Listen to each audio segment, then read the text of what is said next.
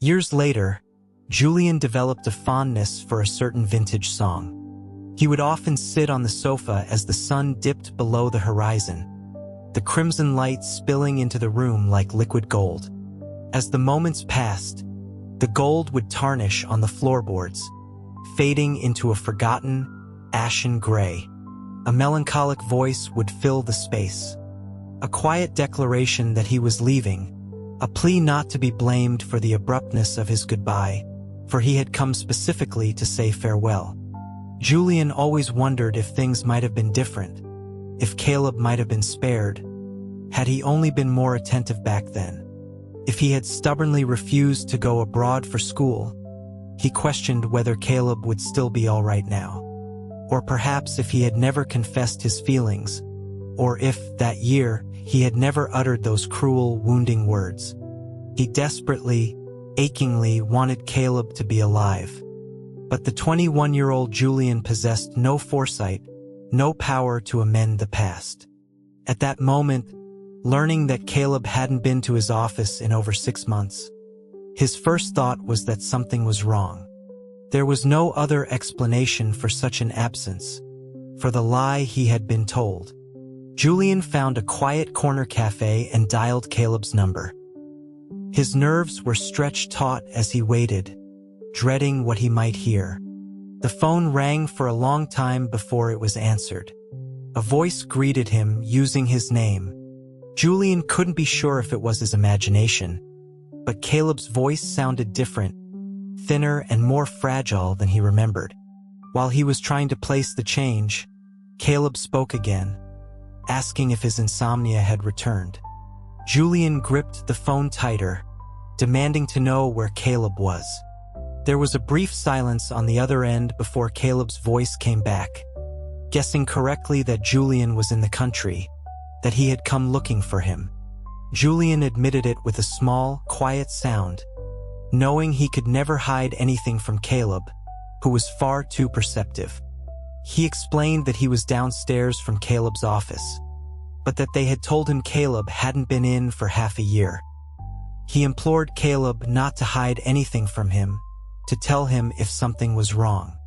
The word year echoed in his mind, and a terrible feeling bloomed in his chest. He reminded Caleb that they were a couple, begging him not to treat him like a child and to just tell him what was happening. From the other end of the line, Caleb murmured Julian's name, twice, even using the intimate pet name they reserved for their most private moments. He told Julian not to panic, to listen as he explained. He assured him that it was nothing major, that he was fine, but that he couldn't yet reveal what he was doing. He wanted to wait until everything was resolved before coming to find him. Caleb then said that he missed him very much and proposed they meet on Julian's 22nd birthday. Hearing those words of longing sent a flush of heat to Julian's ears, but his anxiety remained. He asked again if Caleb was truly all right, questioning if he couldn't be told even a small part of it. Caleb insisted he was fine but confirmed that he couldn't say anything just yet, explaining that he wanted it to be a surprise. A soft chuckle came through the receiver. Julian wondered what kind of surprise required such prolonged secrecy. He tried to press for more information, but for the first time, he understood just how adept Caleb was at deflecting, at changing the subject, and how impossible it was to win an argument against him. Unable to get a straight answer, he made Caleb promise him that he would take care of himself, that he wouldn't let anything happen without telling him. Caleb agreed with a single affirmative sound.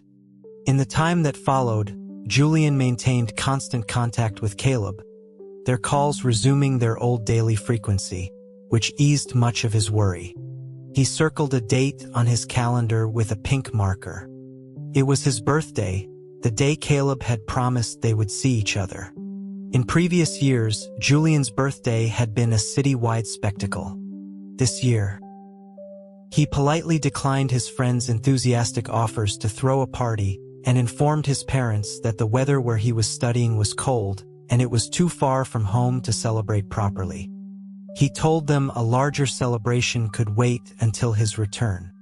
And so he counted the days one by one until Caleb's promised arrival. When he woke on his birthday, the first thing he did was check his phone. A flood of birthday messages had arrived precisely at midnight. He replied to his family's texts, then scrolled through the list, searching for Caleb's name. Nothing. It was impossible. Caleb had never once missed being the first to wish him a happy birthday. Julian tossed his phone aside, only to snatch it up again a minute later, scanning the screen meticulously. There was truly no message from Caleb. His mood soured, and by 6 in the evening, it had plummeted to an icy low. Even in summer, the air in this northern state held a persistent chill. Julian sat on the front steps, pulled on a pair of waterproof boots, and stood up, walking out into the lingering daylight. Though it was 6 in the evening, the perpetual twilight of the summer solstice meant the sky would not darken. He had been so sure Caleb would be there today. He'd even made dinner reservations for 2. Now he was alone. The thought of sitting by himself in a restaurant meant for couples was unbearable, so in a fit of self-punishment, he decided not to eat at all. Youth is often like that. When faced with disappointment, there is a retaliatory impulse to make things worse. To embrace the misery, as if to prove one's own status as the world's most pitiable soul, thereby validating the heartache. Julian walked toward the main street, ignoring the vibrant displays in the shop windows, despite the gnawing hunger in his stomach. He noticed that everyone else was in pairs or groups, and the sight of his own solitude made the ache in his chest tighten. He turned back, retracing his steps. He had never known a feeling like this crushing disappointment and loneliness, the sense of being utterly abandoned by the world. At that age, Julian was beautiful, vibrant, and privileged. This moment felt like the nadir of his existence. It was only much later that he would learn life held moments of pain so profound they made this youthful sorrow seem trivial. Like the time he would spend curled in a closet, praying to a god he wasn't sure he believed in for Caleb's safety. Like standing on a barren hillside, surrounded by the weeping families of the other victims. And there were other, quieter moments of agony, the slow, grinding pain of being pushed away by a cold hand, of sitting up late at night waiting for a husband who had already decided he wasn't coming home. He walked sullenly back toward his rental house. As he was about to step onto the porch, he heard someone call his name. Julian. He froze, then spun around. For many years after, he would never forget the sight of Caleb that day. The house behind him was a salt-bleached clapboard cottage with a crimson door, and leftover fairy lights from a past holiday blinked in a riot of color along the porch railing. The lights cast a warm, ethereal glow on the street corner, turning the leaves of a nearby maple tree to a shade of butterscotch. Caleb stood beneath that tree. He wore a cream-colored cashmere sweater and jeans, and he held no cane. He walked toward Julian with a steady, even gait. As he was pulled into an embrace, Julian still couldn't quite believe his eyes. He looked down, trying to get a clear view of Caleb's legs, but his face was tilted up and a kiss was pressed to his forehead. "Happy birthday, my Julian." Caleb's voice was a soft murmur against his skin. His eyes, the color of a stormy sea, crinkled with a smile. He noted that in precisely 440 minutes, it would be the exact moment of Julian's birth, 22 years ago.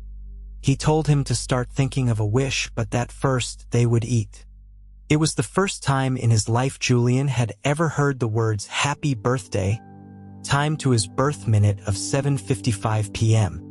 For every year that followed, Caleb would repeat the tradition, right up until the year he died. The room was dim.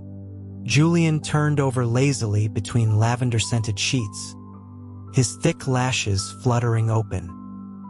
He stared at the pillow his wrist was resting on for a long moment before he remembered.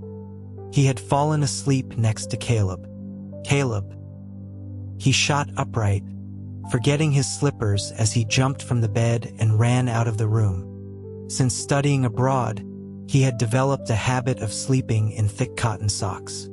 The house was always cold, and he despised being cold. In the land of the midnight sun, Julian had installed heavy blackout curtains on every window to simulate night. Usually, he didn't bother opening them upon waking. Now, all but the ones in his bedroom were drawn wide. He searched every part of the small house, finally finding Caleb in the kitchen. Caleb was wearing a new apron over clothes he'd left here on a previous visit. His head was slightly bowed as he focused on preparing food. Hearing a noise, he turned and offered a small smile to Julian, who stood frozen in the doorway, and asked if he had slept well. Julian nodded slowly and crossed the room to wrap his arms around Caleb's waist from the side. He confessed that when he first woke up, he thought he had been dreaming. Caleb was about to speak when the newly awakened young man rubbed his cheek gently against his shoulder. His skin was flushed a rosy pink, and upon closer inspection, a fine, downy fuzz was visible. After a moment, Julian suddenly let go and disappeared from the kitchen, only to return a few minutes later to resume his embrace around Caleb's lean waist. He murmured that it still felt unreal, like a dream. It wasn't just because Caleb was there, but because of his legs. The night before, he had stared at them for a long time before they fell asleep. Caleb had explained that he had spent the past year undergoing a new surgery and subsequent physical therapy. His leg was now fully functional. He could walk like anyone else, without a limp, without a cane. Although Caleb recounted the ordeal in just a few sentences, Julian knew it must have been an incredible struggle. Otherwise, it wouldn't have taken a full year for him to come. That was why, last night, he hadn't been able to stop himself from crying for a while in Caleb's arms. As he spoke, Julian reached over and plucked a slice of cucumber from the cutting board, popping it into his mouth. Caleb glanced down at him, asking if he had brushed his teeth and washed his face. Julian, his cheeks puffed out, finished chewing the cucumber and replied that he hadn't washed his face, but he had brushed his teeth. He had spotted the crisp, green cucumber earlier and had made a specific trip to the bathroom just so he could come back and eat it. To prove his point, he opened his mouth for Caleb's inspection. A kiss landed on his lips, sudden and unexpected. Julian flinched instinctively, a reflexive reaction to something overwhelmingly tender, yet powerful. But the touch was so gentle that he relaxed into it, eventually winding his own tongue around Caleb's, a brief, shy touch before pulling back. He loved kissing, though he was too embarrassed to ever say so. Every time Caleb kissed him, his limbs would feel weak afterward, and this time was no exception. When they parted, Caleb took a napkin and gently wiped Julian's lips. He then mentioned that Julian had always wanted to visit the Galapagos Islands to see the rare birds. He had tickets for a 2:30 flight that afternoon. They could have breakfast, and accounting for the drive to the airport, they could grab a quick lunch there. This would leave Julian enough time for a morning shower. He added that if Julian didn't want airport food, he could pack something for them to heat up later. The Galapagos Islands. The lingering blush on Julian's cheeks deepened into a visible glow of excitement. The islands were a protected sanctuary, home to countless birds that existed only in textbooks. To preserve the ecosystem, the government limited tourist access to a small, select number of people each year.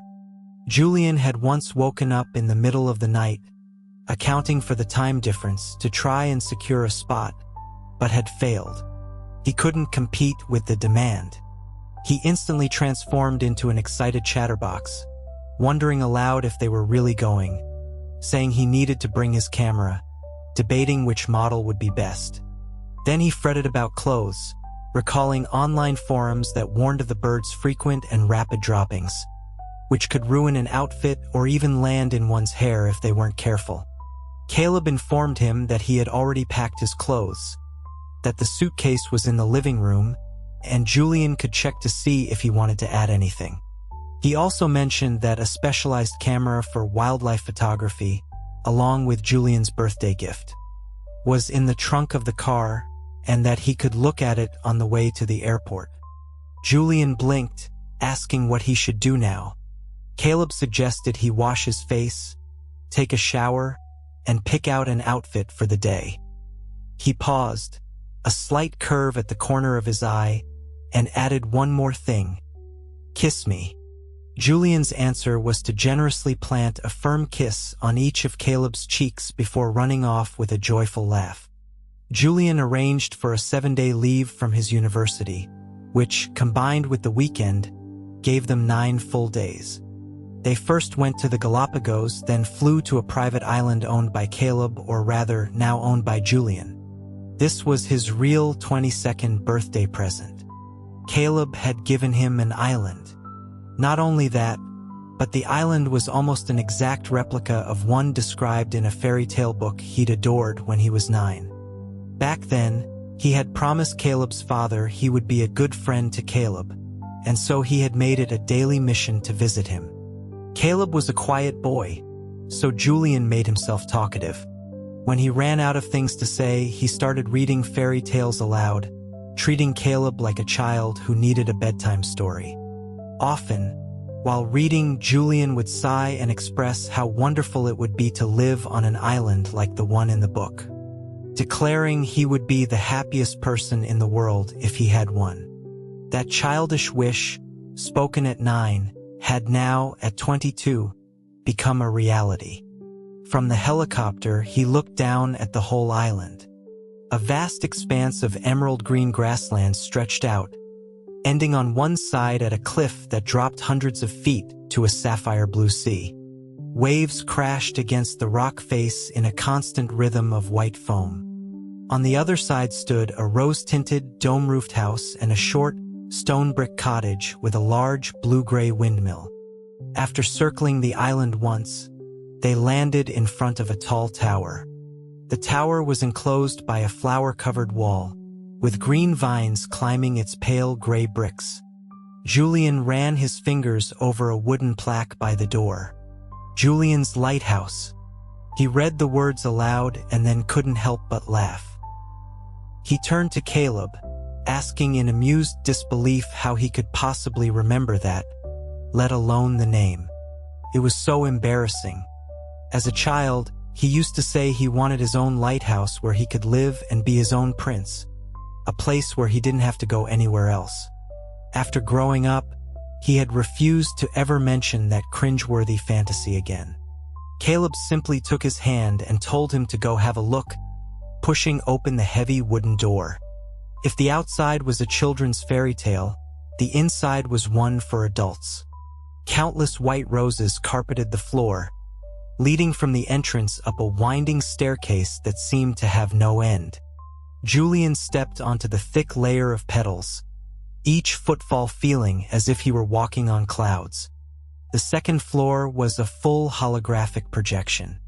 The world's top ballet dancers, in a pre-recorded performance made just for his birthday, moved through the air.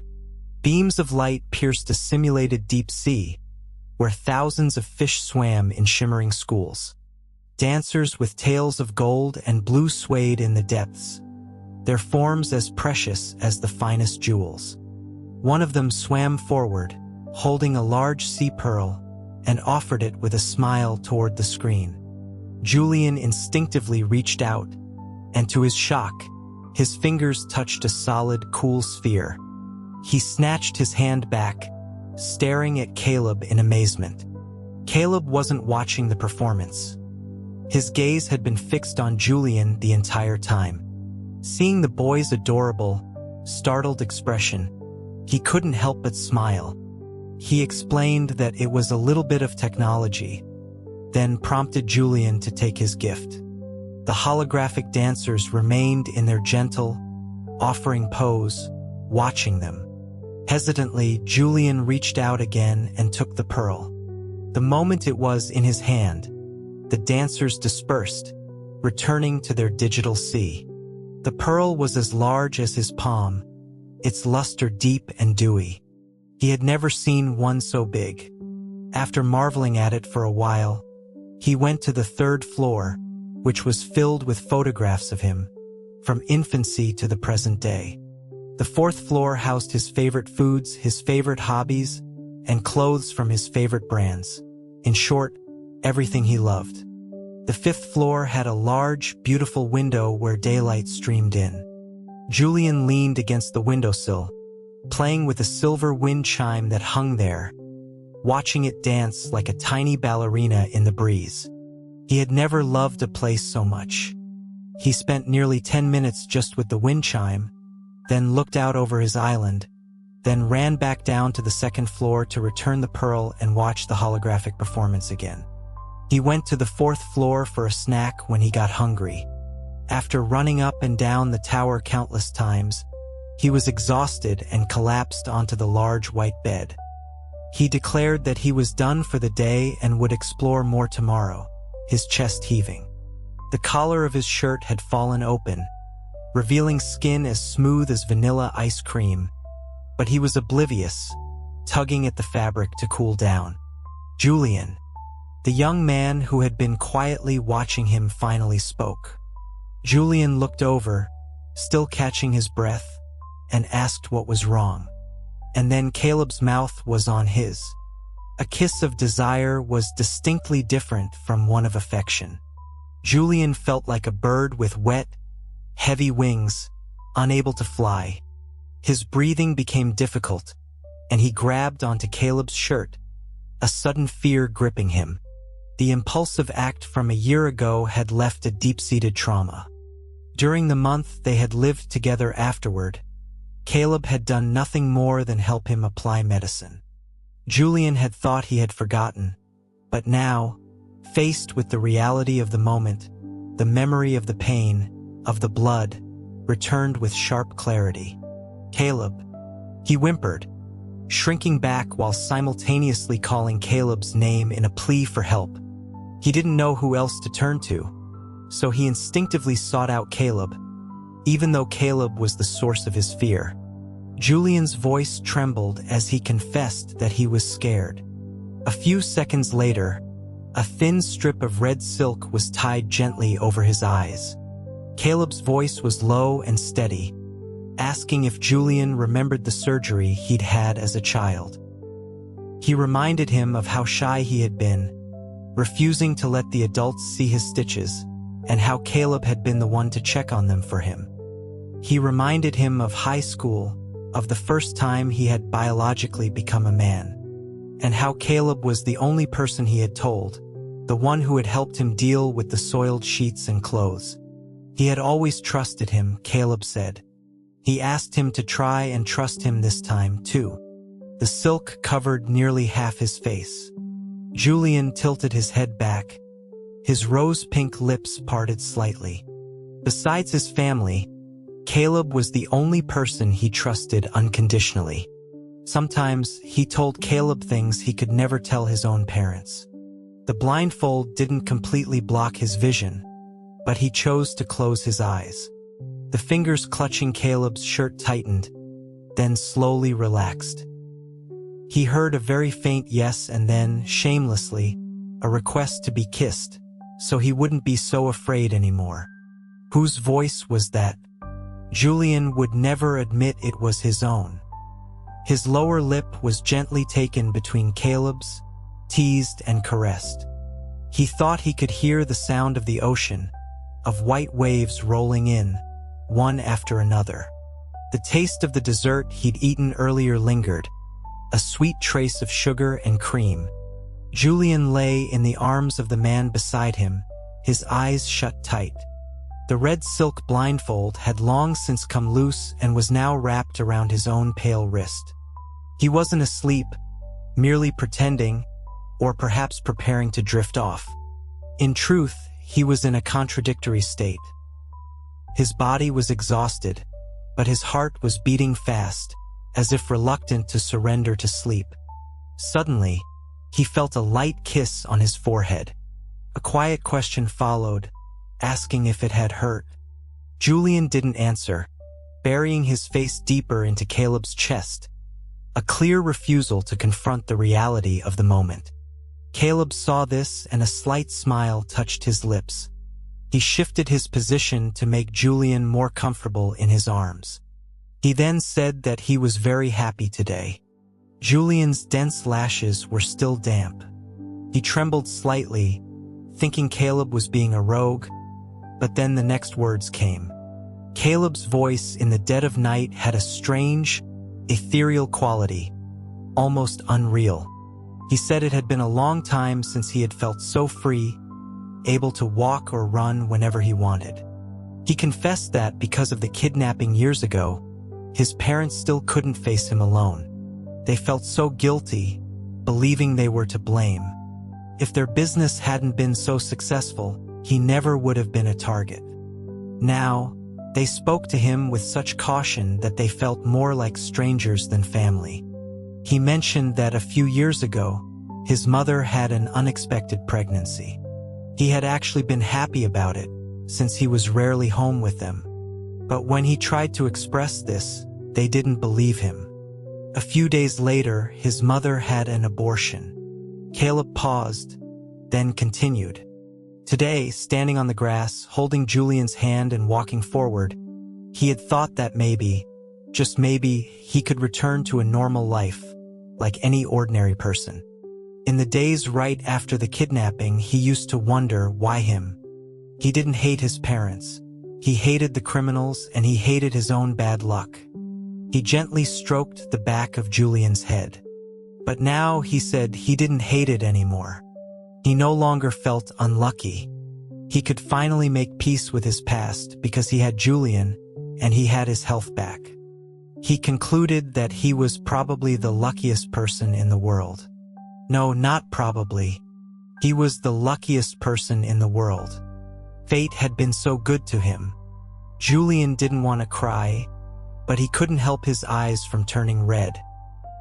He lifted his head, cupped Caleb's face with his hands, and said with teary sincerity that Caleb would be lucky, and that he would give him half of his own luck. He reminded Caleb that he had always been lucky, ever since he was a child. Caleb couldn't help but laugh, revealing that the reason his teachers never called his parents for failing grades was because his father had asked them not to. In reality, the entire family knew he failed, and parent-teacher conferences were still held, just without his knowledge. If he had known, he would have cried for days and refused to eat. Suddenly discovering that his childhood academic luck was a sham, Julian let out a pained groan. He remembered all those red-marked papers and how he used to beg Caleb to forge his father's signature. And his father had known all along. Julian was too mortified to face anyone, burying his head back in Caleb's chest. After a moment, he grabbed Caleb's hand, insisting that he was still very lucky, and that he was still going to give Caleb half of his luck so they could be lucky together, the happiest couple in the world. He stumbled over the last few words, too shy to say them. After a long pause, he finally managed to get the word out. Lovers. They had loved each other since childhood. Their parents approved. What in the world could possibly separate them? Julian couldn't think of anything. At that moment, he truly believed he and Caleb would be the happiest lovers on earth. And for the next few years, they were. After his 2 years of studying abroad were over, Julian returned home and opened his first design studio. At the same time, Caleb formally took over his family's corporation. Although they were both busier, the time they spent together didn't decrease. Whenever they had a free moment, they were with each other. On one amusing occasion, they unexpectedly ran into each other at the airport, both having planned a surprise visit. After this incident, Caleb made a very bold move. He relocated the corporation's headquarters to the city where Julian lived. He knew Julian couldn't leave his home city, where his family and friends were, including 2 elderly grandparents. Julian was already splitting his time between 2 places. When Julian found out, he was ecstatic but also worried, asking if such a move would have a major negative impact on the company. Caleb assured him it wouldn't. It was merely a nominal relocation of the main office. The northern branch would remain, the old building would still be in use, and employees could choose to stay or move. Caleb took Julian's hand, telling him that money couldn't be earned endlessly. The most important thing, he said, was that they would have more time together. Julian's response was to hug Caleb tightly. After a few sweet moments, Julian, his lips slightly swollen, mentioned that his parents were asking about their engagement party preparations. They had told him he was grown up now and should be able to handle these things himself. But the guest list alone was a headache. He confessed that a part of him didn't want to invite anyone, just their 2 families for a simple dinner. Caleb saw right through him, asking if he was sure. If so, he would finalize the guest list that way without any of Julian's friends or classmates. Julian fell silent for 3 seconds before decisively resorting to a wheedling tone. He pleaded no, he still wanted it. He wanted his engagement party to be lively, extraordinarily lively, so everyone could witness his happiness. He then delegated the task to Caleb, declaring that he would be in charge of the attire. A classmate of his from his time abroad was now an internationally recognized up-and-coming designer. He loved his work, and the designer had promised to create unique, one-of-a-kind engagement suits for both of them. But in the end, Julian never got to wear that legendary one-of-a-kind suit. The first sign of trouble was when he got up in the middle of the night to use the bathroom and found Caleb standing in front of the mirror. Caleb was looking down at his own leg, so intently that he didn't even hear Julian approach until Julian called his name. Julian, still groggy with sleep, walked over and wrapped an arm around Caleb's waist, asking why he was still up. He complained that he needed to use the bathroom. He didn't notice the forced smile on Caleb's face. Caleb said he was just leaving, telling him to go ahead. The second time he felt something was wrong was when he and Caleb were playfully wrestling. He gave Caleb a shove, and the man who could usually pin him down with ease tumbled off the bed and struggled for a moment to get up. Julian, who had already darted to the door, rushed back, asking if he was hurt. He tried to help Caleb up but was suddenly pulled into a tight embrace. Caleb's laughter echoed in his ear as he teased that Julian had been tricked and couldn't run away now. He even nipped Julian's earlobe. In that moment, Julian forgot his earlier concern and angrily called Caleb a bad person. And just like that, he once again overlooked the anomaly. Later, when he would replay these moments in his mind, he would be curled up in a closet, his face streaked with tears, punching his own thigh again and again. He hated his own obtuseness, hated it enough to want to feel Caleb's pain himself. You sing in Juliet's night, in the complex Latin verse, in the pine forests of another Goethe of Jew and German. You burn in memory, in rapture and fairy tale, in love, and you die in song. Julian bent over, reading the lines aloud, but his brow furrowed as he reached the end. He turned to look at Caleb, who was sitting by the window. The daylight seemed to be absorbed into his eyes, making them look almost transparent. Julian felt a strange sense of unease. He placed the paper he was holding over the book's page. "My very, very best boyfriend," he said.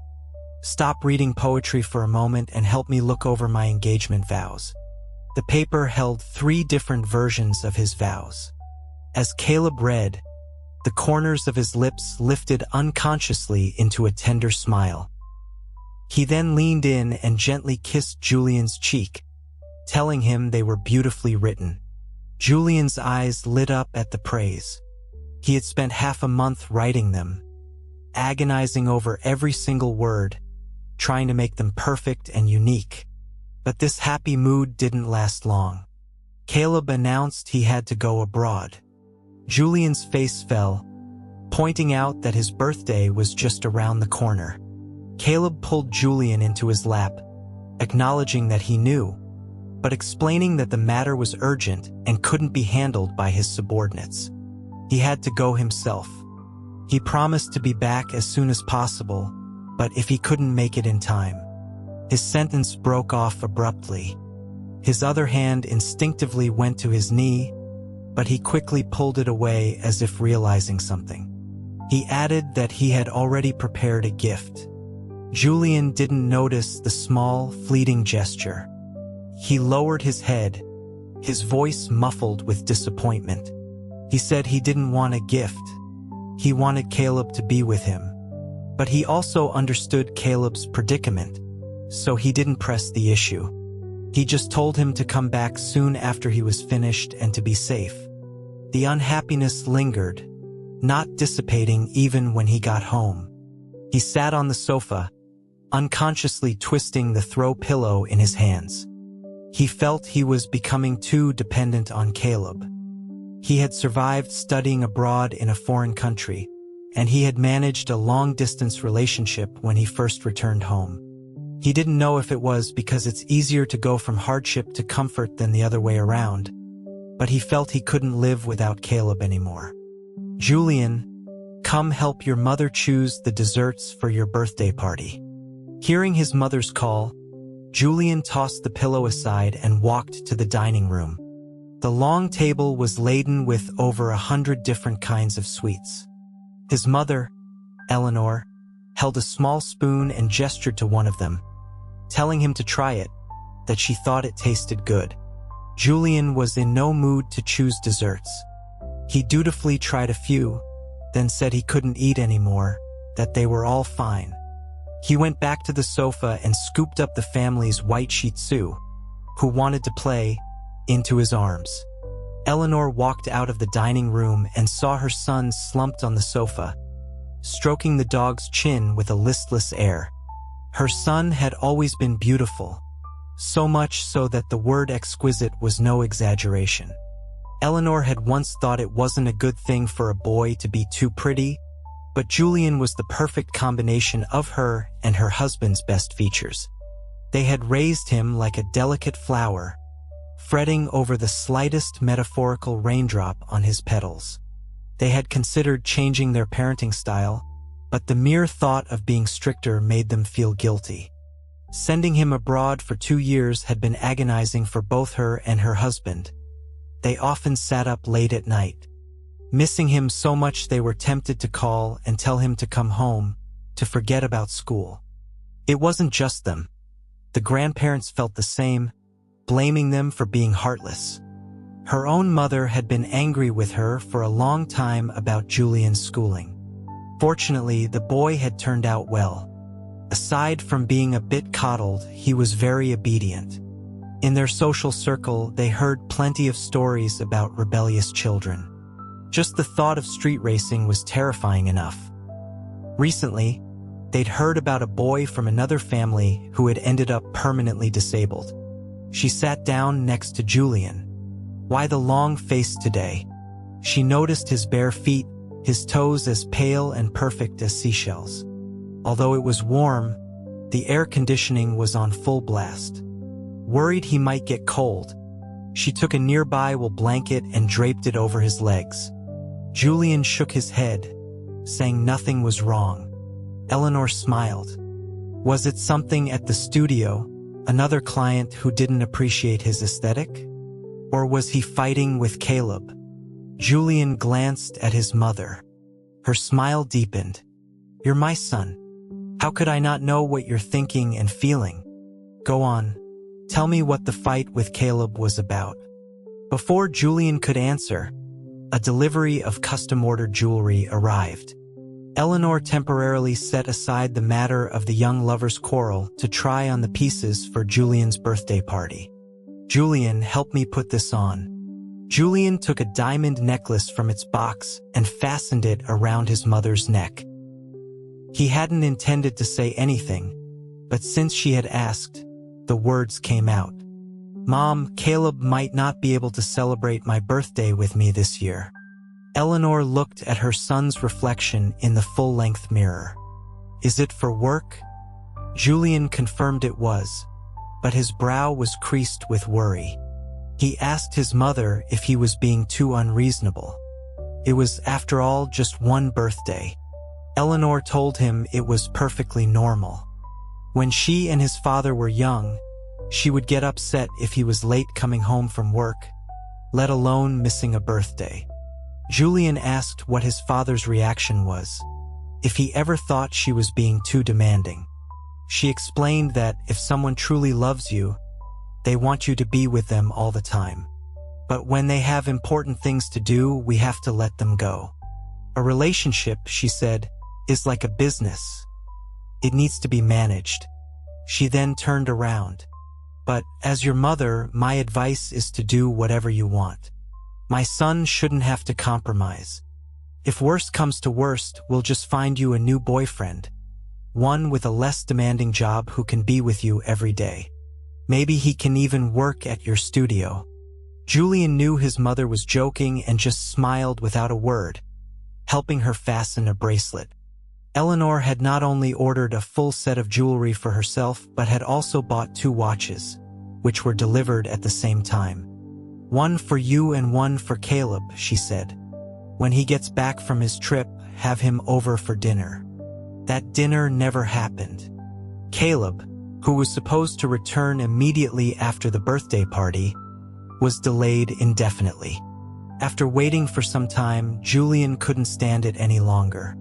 He flew to the country where Caleb was. Caleb's executive assistant met him at the airport. She easily spotted Julian standing by a large glass window, his reflection outlining a tall, slender figure. Having just turned 26, he seemed to have finally shed the last vestiges of boyishness, fully blossoming into his inherent sensuality. He was lean without being gaunt, and any exposed skin seemed to emit an alluring warmth, a fact of which he remained completely unaware, giving him a kind of oblivious appeal. Julian heard his name called and turned. Seeing it was Caleb's assistant, he picked up his suitcase and walked toward her. He asked where Caleb was. The assistant replied that he was in his room and reached for the suitcase. Julian handed it over, then took out his phone and changed Caleb's contact name from annoying person to extremely annoying person.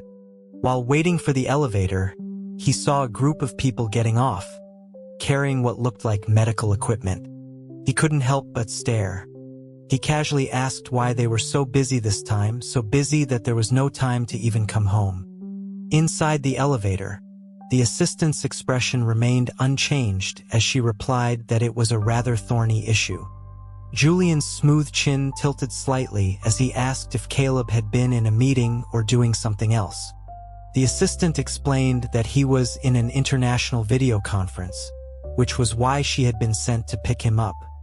She added that Caleb had specifically instructed her to take good care of him.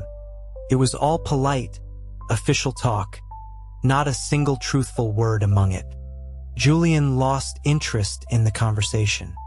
He clammed up, preparing to confront Caleb directly. But when he saw Caleb in person, all the harsh words he had prepared died on his lips. "Why are you so thin?" Julian walked quickly to Caleb's side. It had only been a little over a month since they had last seen each other. He wondered if it was his imagination, but Caleb seemed not only thinner but also much more haggard. Caleb took Julian's hand as he reached to touch his face, gently saying that he had caught a cold and was having a bit of trouble adjusting to the local environment, which was why he had lost some weight. He assured him it was nothing serious. Julian stared at Caleb, his eyes filled with concern. He lamented that Caleb should have told him. If he had known earlier, he would have put his work on hold and come to be with him sooner. Caleb replied that if he had come sooner, he might have had trouble adjusting too. Besides, he didn't know when his work here would be finished. and he didn't want Julian to be stuck waiting. He changed the subject, asking if he was tired from the flight and if he wanted to sleep for a while. Julian said he had slept on the plane and wasn't tired. He looked around Caleb's suite and declared that he hadn't booked a room, so he would be staying with him. A flicker of hesitation crossed Caleb's eyes, but he still agreed. It had been a long time since they had been together, and that night Julian had a lot to say. He curled up in Caleb's arms, talking about his birthday party and mentioning a clever little boy he had met who had helped him figure out the television channels. As he talked, he played with Caleb's fingers. Caleb's hands were long and elegant, with faint blue veins visible on the surface. His own hands, though long, were softer, the bones less defined. Caleb's voice, still gentle and familiar in the darkness, asked if he had thanked the boy. Julian turned his head, protesting that of course he had. Did Caleb think he was that impolite? He had a habit of becoming childish and petulant with those he was closest to. Caleb chuckled softly, calling him a good boy. The man who was now indisputably a man lowered his head and gently captured his lips. The heat between them flared. It wasn't just Julian who had changed over the years. Caleb had too. His features had matured, and his business acumen had sharpened. He had shed his youthful appearance and become like a finely polished piece of jade. When he finally released Julian, he could feel the heat radiating from the younger man's cheeks. Even after being together for years, he was still so easily flustered, a stark contrast to his striking appearance. Caleb traced a finger gently down Julian's face to his collarbone, but then his expression suddenly paled. His other hand clenched into a tight fist. In the darkness, Julian was unaware of the change. His breath was coming in short, quick gasps as he waited for what would come next. But instead, Caleb said it was late and they should sleep. He released Julian and lay down first, his back to him. His face, hidden from view, was beaded with sweat, his teeth clenched tightly. Julian lay there, stunned for a moment, then lay down as well, feeling hurt. He deliberately turned his back to Caleb, angry with him. But the fatigue of the journey soon overtook his anger, and he fell into a deep sleep. He was jolted awake by a loud crash. He sat up in alarm, about to call out for Caleb to take cover. This country allowed firearms, and he feared it was a shooting. But then he saw Caleb on the floor, next to a shattered lamp. Caleb was trying to push himself up, but he couldn't even manage to sit. He gritted his teeth, his face a pale mask in the moonlight, looking as if he'd been pulled from water. Julian had never seen Caleb cry, but in that moment, he imagined he could see tears in his eyes. "Caleb, what's wrong?" Julian started to get out of bed to help him, but was stopped by a sharp command. "Don't come over. There's broken glass on the floor." Caleb took a deep breath, his hand and arm trembling. He told Julian to get out of bed on his side, put on his shoes, turn on the lights, and then go next door to get his assistant. He turned his head to look at Julian, his eyes filled with an endless despair. "My leg," he said, "I can't move it again." Though he was sitting in the living room of the suite, Julian's mind was entirely in the bedroom. He stared at the closed door, the image of what he had just seen and Caleb's words replaying in his mind. What did he mean he couldn't move his leg again? The surgery was years ago. How could this be happening? "Mr. Hayes." Caleb's assistant came out of the room, closing the door behind her. Julian caught a fleeting glimpse inside. He saw Caleb lying on the bed, surrounded by the same medical personnel he had seen earlier that day. So the people he had seen with the medical equipment were here for Caleb. Julian tried to go in but was blocked. "Mr. Hayes, Mr. Vance doesn't want you to go in." "Why? I'm his boyfriend. We're about to get engaged." Don't I even have the right to go in? The assistant looked troubled. She explained that Mr. Vance didn't want him to see him like this. Julian fell silent. He knew what Caleb was thinking. He was afraid Julian would worry, would be scared. But waiting out here was only making it worse. He closed his eyes, forcing back the burning sensation. After a moment, he asked if this trip abroad was never about work at all. He begged her to tell him what was wrong with Caleb's leg, how serious it was. He feared she would refuse, so he added that they couldn't hide it from him now anyway. Julian didn't understand medicine, didn't understand the technical jargon, but he understood the cause and effect. Caleb's surgery years ago had been extremely risky, a gamble. The surgical team had warned him against it, but Caleb had been adamant. The post-operative rehabilitation alone had been like surviving death. And now it seemed the gamble had been lost. The post-surgical complications had started appearing at the beginning of the year and had been progressively worsening. At first, it was just numbness in the limb, lasting a few seconds to a few minutes. Then it had stretched to hours. On top of that, his knee had begun to swell painfully, accompanied by fever and rapid weight loss. The medical team Julian had seen was here to drain the fluid from Caleb's knee so he could appear normal in front of him. But Caleb's condition was too severe. Just a few hours later, it had deteriorated again. After hearing the assistant's explanation, Julian collapsed. He could barely stand, his back bending as he pressed his hand against the wall to keep himself from falling. From the beginning of the year until now, more than half a year, and he hadn't noticed a thing. He had even complained about Caleb not being there for his birthday. Can be treated, right? Julian looked up, his eyes red, his face a mask of fragile hope. He was pleading, begging. With modern medicine, there must be a way to fix it. The assistant looked away, unable to meet his gaze. She confirmed that one expert had proposed a treatment plan.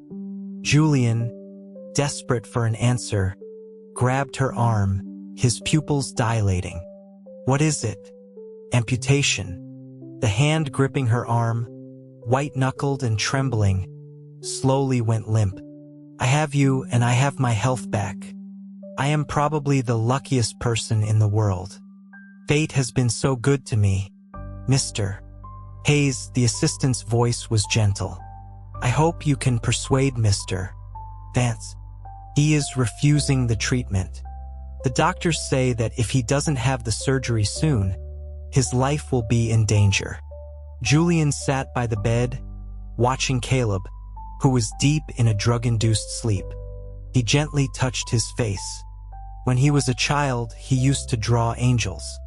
The book said angels had the most beautiful faces and the kindest hearts, that they would love the world and its people no matter how much they suffered. Julian could never quite imagine what an angel looked like, and his pencil would hover over the page. Then his gaze would drift to the boy reading quietly nearby.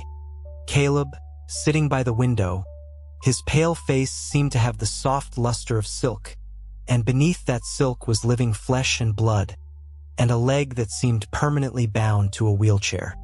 From the age of 11, Caleb had lived in someone else's home with no classmates, no gym class, no ordinary life of a boy his age. He spent his days confined to a small sunroom. Books and Julian were his only two companions during that time. Julian had his own life and couldn't always be there, so it was the books that kept him company. Caleb noticed Julian staring and turned his head slightly. The sunlight filtering through the wooden lattice window fell on his long lashes, making them seem golden. A faint smile touched his lips as he called Julian's name. Julian's fingertips trembled. The tears he held back in front of others now fell like rain, drop after drop rolling down his cheeks and soaking the bedsheet. He bit his lip so hard it hurt, drawing blood, to keep from making a sound. Why did it have to be Caleb who suffered all this? The kidnapping, the surgery, the rehabilitation. Every step was an unbearable, heart-wrenching pain. Why give him hope only to snatch it away, and in a crueler way than before? Amputation. The leg that had been injured in the kidnapping, the leg that had undergone surgery, now had to be removed from the knee down. Only then could his life be saved. Julian. A low voice startled him. He frantically wiped the tears from his face before looking at the man on the bed. Caleb looked exhausted. Even blinking seemed to take effort. He saw Julian's red-rimmed eyes. His hand, lying at his side, slowly lifted to gently wipe away a tear from Julian's chin. "I'm sorry," he said. "I scared you." Julian shook his head violently, his voice completely choked with sobs. No, you don't have to apologize to me." Caleb closed his eyes, then slowly opened them again. The medication made him drowsy. The sky outside was already a pale gray. He could see the deep blue expanse, the free wind blowing. The wind has no legs, but it can travel from the sea, through skyscrapers to the plains. "I'm sorry, Julian, for hiding things from you again. Please don't be angry with me." His hand, after wiping away the tear, fumbled to gently take Julian's soft hand. He thought this could be easily resolved. He paused for a few seconds, but the result wasn't good. Julian squeezed Caleb's hand back, as if to give himself courage. He was a coward, afraid to say the words that had to be said. He knew what a devastating blow amputation would be for Caleb, but he wanted Caleb to live. Julian choked back a sob several times. "We have to do the surgery. The doctors said we can't delay any longer. They also said that with modern technology, the prosthetics are so advanced they feel just like a real leg." He couldn't look Caleb in the eye, but he forced himself to. He had to be stronger than Caleb now. "We'll do the surgery abroad, we won't tell anyone. I'll tell my parents." He trailed off. "When you're better, we won't just get engaged, we'll get married." The dark, sea-colored eyes gradually turned gray. Julian cut him off. He understood the look in Caleb's eyes, and it made him break down completely, sobbing without any semblance of grace, like a petulant child. "For me," he begged. "Can you do it for me? Caleb, I can't live without you. Let's do the surgery, I'm begging you." He took Caleb's hand and pressed it to his own cheek. "Look at me, Caleb. Without you, I'll die. I really will." Caleb remained silent. As time ticked by, a near-maniacal determination appeared in Julian's eyes. He spoke each word with chilling clarity. "If you go, I'm not staying either. I mean it, Julian." It was the first time Caleb had ever spoken his name with such severity. He instinctively flinched but quickly forced himself to hold Caleb's gaze. How much pain must a person be in to have a look like Caleb's? It was a lifeless gaze, like an empty mirror. "Come lie with me for a while," he said, his voice weary. Julian wiped his tears with the back of his hand, but they wouldn't stop. He choked out that he would be right back and went to the bathroom. He had promised himself he would be strong, that he wouldn't fall apart more than Caleb. He had to be Caleb's support. Julian buried his face in the cool water of the sink. When he opened his eyes, he saw Caleb's face again, the desperate look in his eyes when he fell. Usually, when they lay together, if they weren't sleeping, they would talk endlessly, or at least hold each other. This time, they lay side by side, their hands clasped, in complete silence. The sky outside shifted from deep blue to the rose red of an oil painting. Caleb's dark eyes reflected the light. His face, after a sleepless night, was ashen. "My luck wasn't good enough after all," he said. "I lost the bet. I know you're doing this for my own good, but I don't want to. Julian, I don't want to. I don't want to lose my leg." In a foreign country, Julian met Caleb's parents. After a brief, polite greeting, he left to give the family some space. He didn't have much hope that they could persuade Caleb. But when the door opened and he learned that their stance was to support whatever Caleb decided, he couldn't control his disappointment, even his anger. Caleb's mother's eyes were red, clearly from crying. She told Julian he had been through a lot, taking care of Caleb, and that they wanted to stay. But she looked grief-stricken, her voice hoarse. "Caleb doesn't want us here," she said. "So we're leaving on the earliest flight tomorrow morning. Let's have dinner together tonight." Julian felt like he was submerged in water, his skin pruned, his mouth and nose clogged with mud. He said he had to stay with Caleb and wouldn't be joining them for dinner. He heard his own voice, stiff and cold. Should he blame Caleb's family for their lack of care? He should have known long ago. If they truly cared, they wouldn't have let Caleb live at his house for so many years, only picking him up for the holidays. Their tone with Caleb was less warm than their tone with him. If they felt guilty, why not try to properly compensate their son? Respect his choice and just watch him die. Caleb's mother started to say something, but her husband placed a hand on her shoulder. "Julian," he said, "let's talk for a minute alone." "What do you want to say?" Julian couldn't remain calm. Even though this man was Caleb's father, perhaps because he was Caleb's father, he couldn't. He wanted to ask him, "Are you just going to give up on your son so easily? Do you truly love him?" Caleb's father took out a pack of cigarettes, asking if he minded. Julian shook his head. Caleb resembled his father a great deal. Even in his 50s, the man was still elegant and distinguished. He lit a cigarette but didn't smoke it. After we found out about Caleb, he said, "His mother hasn't slept. She even saw a therapist before coming here. I'm not afraid to admit, when we were young, we didn't know how to be good parents. By the time we wanted to learn, our son wouldn't listen anymore." After the kidnapping all those years ago, Caleb didn't speak for a long time. One of the first things he asked me was if his leg could be fixed. I didn't want to lie to him, so I told him the truth. He didn't say much after that, but later, during physical therapy, he told me he would have rather died in the kidnapping. He only said it once, but I've never forgotten it. Now, Caleb is an adult. Even though we are his parents, we can no longer interfere with his choices. Julian, I'm begging you as an uncle. Help him. Make him want to live for you. After that conversation, Caleb's parents left. Julian still didn't go to dinner. He went back to the room and walked over to Caleb. Caleb was able to get out of bed today, but he was still very weak. The back of his hand was bruised from the frequent IVs. He saw Julian and asked softly if they had left. Julian nodded. He hugged Caleb's waist, saying nothing, just pressing his cheek against his neck. But after only a moment, the tears started to fall again.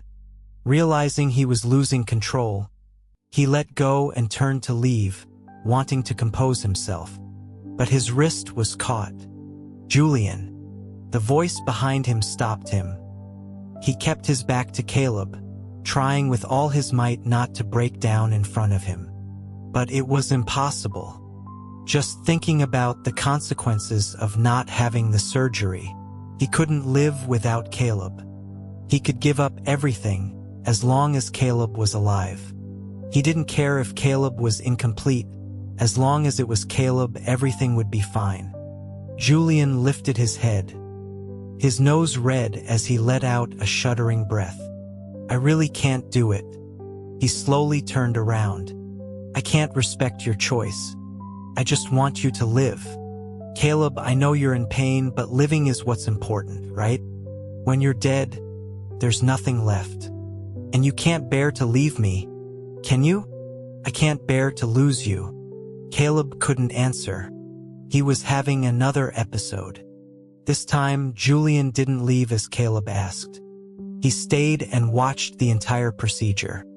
He saw the leg with the complications, the knee grotesquely swollen, the thin layer of skin stretched so tight it looked like he could see the fluid moving beneath it. The affected calf was noticeably thinner than the other, already showing signs of atrophy. After one look, Julian couldn't bear to see any more. He turned away, his fists clenched, his face flushed from holding back his emotions. But the next moment, he walked to the head of the bed and took Caleb's hand. Caleb looked at him and closed his eyes, his voice gentle despite the pain. "Julian, go outside. I'm not leaving. I'm staying right here with you." Julian glanced at the large needle the doctor was holding, his face pale. "We're partners. We're going to get married. Whatever you go through, I'll be with you. Always. I love you. There are so many things I still want to tell you. Actually, the first time I saw you as a kid, I thought you were different from everyone else. Do you remember that fan? It was the first time I ever gave a gift to someone I had just met. The year I turned 19, you confessed to me. I didn't say yes because I thought of you as a brother then. But later, I realized that wasn't it. The things you overheard me say in the coffee shop that day, I was just jealous. I wasn't thinking straight. I have never, not for a single second, thought you were less than anyone else or unworthy of love. In my heart, you have always been the best. It has nothing to do with external circumstances. It's because of your soul. I know that sounds cheesy, but it's true. It has nothing to do with your body.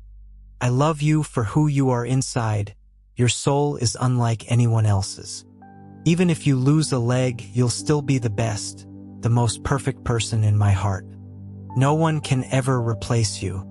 I've heard people say it's incredibly rare to meet someone you want to spend the rest of your life with.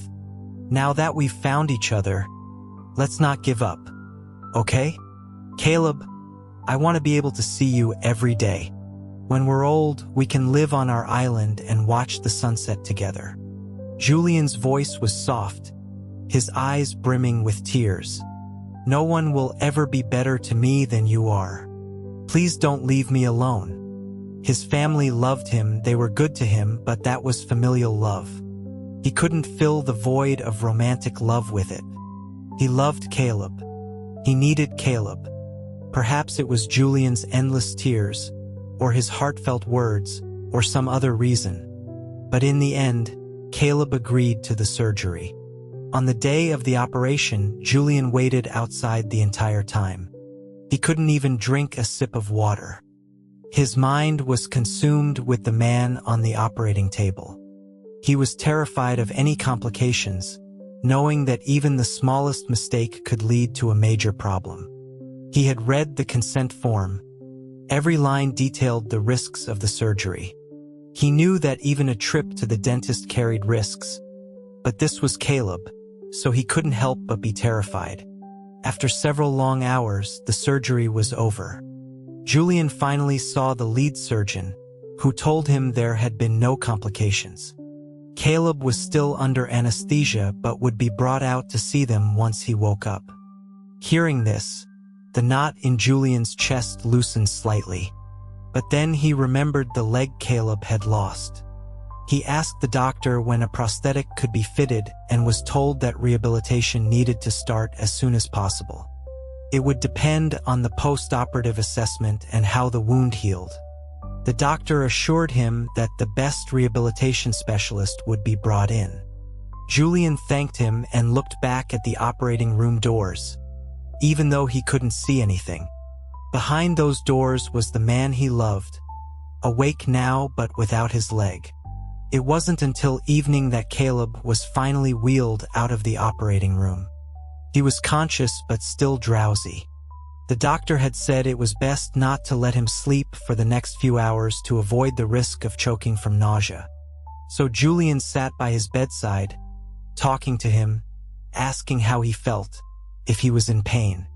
Caleb answered each question, his voice weak but his tone as calm as ever.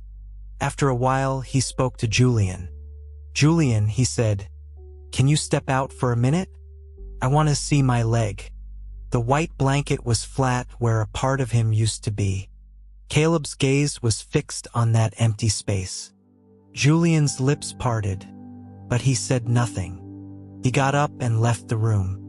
After a month in the hospital, they went home. Julian had bought a house nearby, planning to stay until Caleb had adjusted to the prosthetic before returning to their country. He hadn't told his parents about Caleb's illness, only that he planned to stay abroad for a while. He had thought the surgery would be their biggest hurdle, but it was only the beginning. Caleb's wound didn't heal properly. It was constantly getting infected, causing high fevers that required late-night doctor visits for injections. When the wound finally started to heal, a new problem arose: fitting the prosthetic. It was custom-made and rushed to them in just over a month.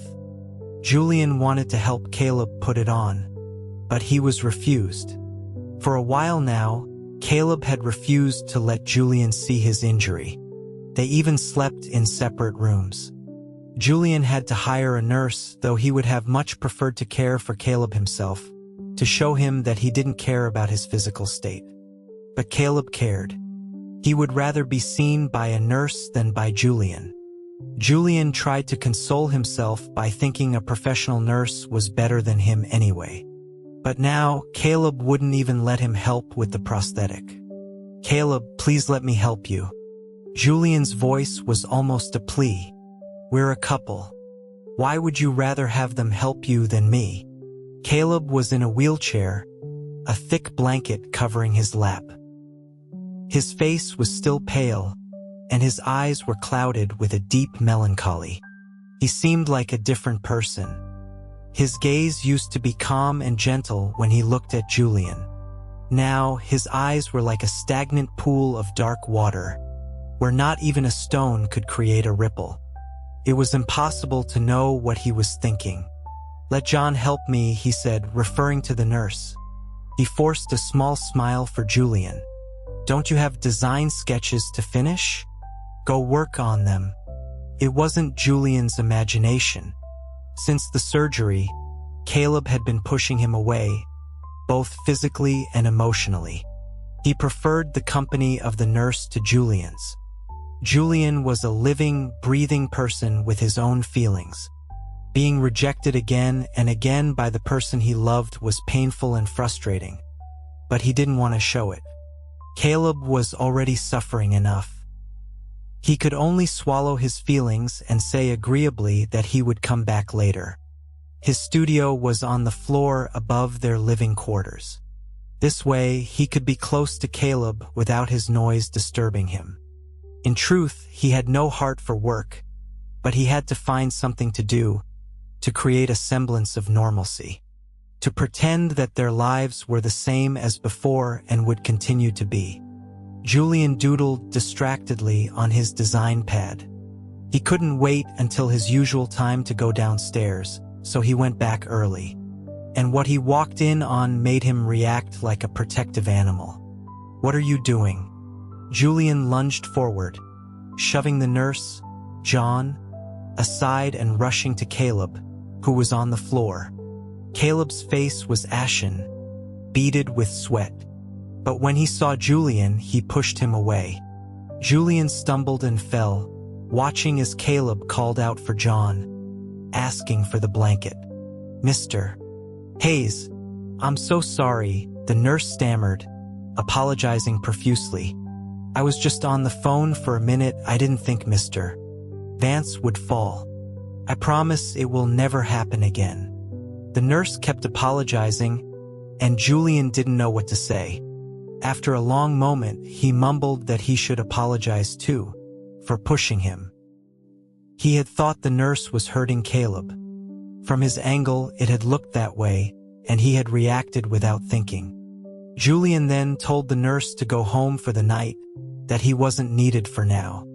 After sending the nurse away, he looked at Caleb's closed bedroom door. Before he had been pushed, he hadn't even noticed Caleb's leg. But Caleb's words and actions had inevitably drawn his gaze downward. though it was only a fleeting glance before Caleb quickly covered himself with the blanket. He must have been trying to put on the prosthetic by himself and fallen. It was the first time Julian had seen Caleb like this, and the first time Caleb had been so rough with him. After covering his leg, Caleb had looked back at him, his face even paler than before, and asked if Julian was hurt. Julian had quickly said he wasn't. Caleb's expression didn't soften. He seemed to be holding himself together by a thread, like a shattered porcelain vase trying to repair itself, cracked and broken on the inside, the damage now showing on the outside. After checking that Julian was indeed unhurt, he wheeled himself back to his room and closed the door. Julian knew what Caleb was thinking. He didn't want him to see his incomplete leg. But they were intimate partners. Caleb should trust him. Maybe he needed to show Caleb his resolve. With this thought, Julian knocked on Caleb's door. "Caleb, can I come in?" After a moment, he heard a low voice from inside telling him to enter. Caleb was sitting up in bed, his laptop beside him. He had been keeping up with his company's affairs, though his father was officially back in charge. Julian wanted him to rest, but he was afraid of hurting his feelings, afraid that an idle Caleb would fall into despair. The two of them, who used to have endless conversations, now had so many topics they couldn't and didn't dare to touch. Julian sat on the edge of the bed, his gaze deliberately not avoiding Caleb's leg as he usually did. "Caleb, I told John to leave." He saw Caleb's expression shift slightly and continued. "Tonight, if you need help, it will only be me. You haven't showered yet. Let's go now." "Julian." Caleb's face was etched with shame. "I can wash myself." Julian knew he usually showered without the nurse's help. The bathroom had been specially modified for accessibility. "I know you can do it yourself," Julian said, "but I want to shower with you." In the past, Julian would never have been able to say such a thing. But now he had no choice. He wanted to spend the rest of his life with Caleb. He had thought time would help Caleb accept his new reality, but things were getting worse. Right after the surgery, Caleb hadn't been like this. He felt Caleb was drifting further and further away. Julian had to make him believe that he didn't care, that he loved Caleb the person, that even if Caleb had no legs at all, he would still love him. With this conviction, Julian wheeled Caleb into the bathroom. In his hand, he held one of Caleb's ties. In the past, when he was scared, Caleb had blindfolded him to calm his nerves. Now it was his turn. Julian knelt in front of Caleb's wheelchair. "I'm going to blindfold you now. You don't have to think about anything. Just leave everything to me. Caleb, you know I love you, and you love me. If our roles were reversed today, I know your feelings for me wouldn't change. So my feelings for you won't change either." With that, he tied the black silk tie around Caleb's eyes, stopping Caleb's hand as he tried to pull it off. "Take it off, Julian," Caleb said, his voice low. His skin had taken on a cool, pale tone lately, like the marble sculpture Julian had once made. He was unaccustomed to the blindfold and tilted his head up slightly, his straight nose unexpectedly meeting a drop of water. Julian had turned on the shower. Within minutes, they were both soaked. The wet tie clung to Caleb's pale face, water dripping from his chin. His hands on the armrests of the wheelchair tightened, the blue veins standing out like submerged dragons. With his vision gone, he had to rely on touch and hearing to sense Julian's presence. In his current state of physical vulnerability, a sense of fragility was almost inevitable. But he was adept at endurance. He called Julian's name once, and when Julian didn't respond, he pressed his lips together tightly, as if to maintain his dignity. But what Julian wanted was trust. He wanted Caleb to believe that he didn't have to be strong in front of him, just as he had always been able to be vulnerable in front of Caleb. "I love you," He leaned in and whispered in Caleb's wet ear. Then he looked closely at Caleb's leg. The leg, amputated at the knee, was now just a thigh. The wound had healed, but the incompleteness was permanent. Julian fought back tears and gently touched it. At his touch, Caleb reacted violently, trying to pull away.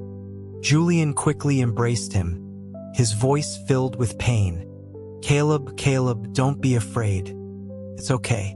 It's me, you're Julian. You trust me." When he was 16, his grandfather had passed away. He couldn't accept it and would cry himself to sleep every night. It was Caleb who had held him, patiently comforting him until he felt safe in his embrace. Now Caleb needed him. He emulated what Caleb had done for him, gently capturing his lips. They kissed in the falling water, like two fish, their tears lost in the deluge. Julian caressed Caleb's pale, wet face, tracing the line of the tie, his high-bridged nose, his pale lips. He offered himself to Caleb like a sacrifice. His dark hair was soaked, his face a vivid wild rose against his pale skin, his lips releasing tiny bubbles like a mermaid's pearls. After they were dressed, Julian worried Caleb might catch a fever, so he immediately got a thermometer. Thankfully, his temperature was normal. Without waiting for Caleb to say anything, he climbed into bed and buried himself in Caleb's arms, just as he used to do before the surgery. It was just a leg. Caleb was still Caleb, the Caleb he loved. He wouldn't abandon him. He would only love him more, wanting to treat him even better. Julian suddenly opened his mouth and bit down on the collar of Caleb's shirt, then moved his kisses up the column of his throat until he reached his lips. He stopped, his gaze fixed on Caleb's, stubborn and insistent. After what felt like an eternity, but was probably only a few seconds, he finally received the kiss he was waiting for. That night, Julian slept peacefully for the first time in a long while. He even dreamed of Caleb. In the dream, Caleb stepped out of the shadows and began to live a normal life. They ate, slept, traveled, and shared interesting stories. They had a wedding in a church, surrounded by all their friends and family. The dream was so beautiful that when Julian woke up, he felt a pang of regret.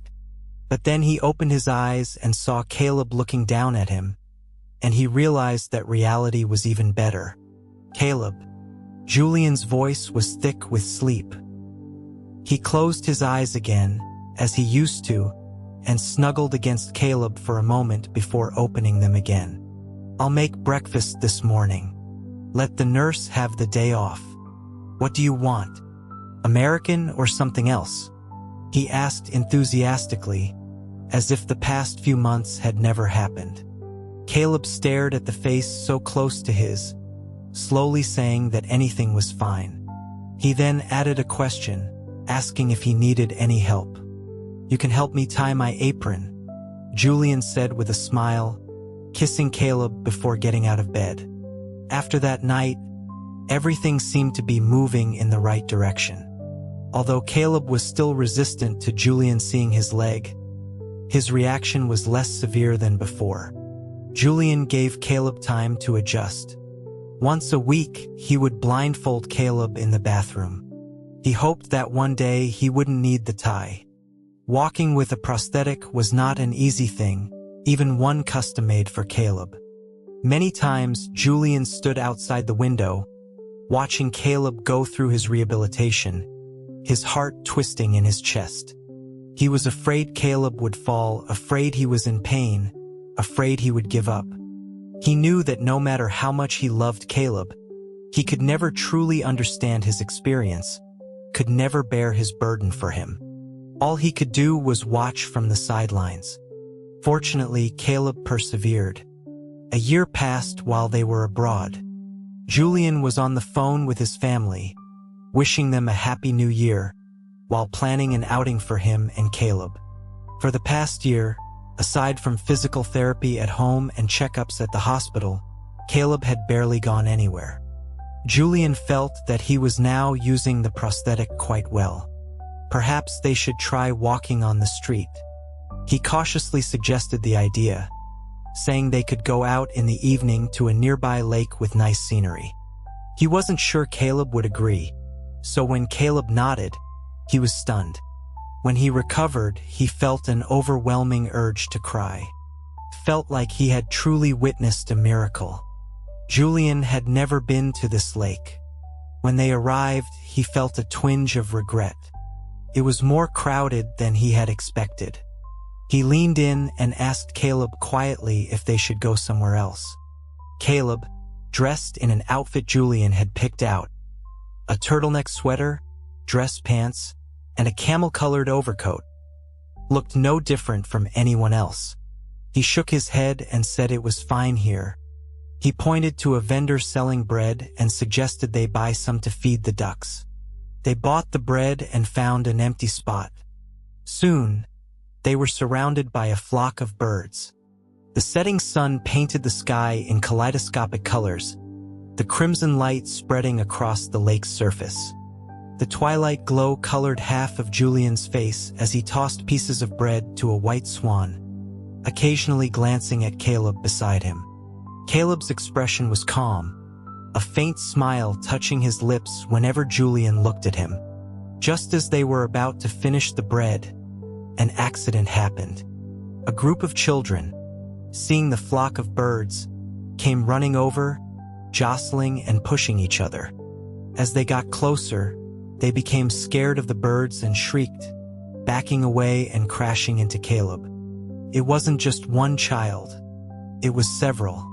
Julian's heart leaped into his throat and he tried to grab Caleb, but it was too late. Perhaps they hadn't checked the prosthetic properly before leaving, or perhaps there was a problem with it. The impact knocked Caleb off balance. Worse, his prosthetic detached and slid out from under his pant leg. The children's sharp screams drew the attention of everyone around them.